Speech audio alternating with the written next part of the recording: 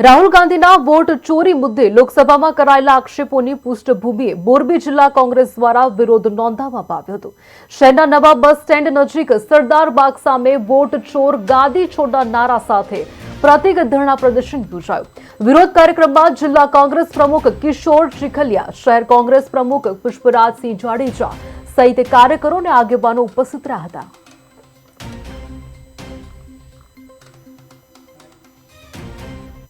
गुजरात प्रदेश कांग्रेस प्रमुख अमित चावडानी सूचना थी मोरबी जिला कांग्रेस और शहर कांग्रेस द्वारा आज मोरबी नवा बस स्टेन्ड ना ओम शांति ग्राउंड में सुभाष चंद्र बोजनी प्रतिमा बाजू में जे कांग्रेस पक्ष लोकसभा नेता राहुल गांधी द्वारा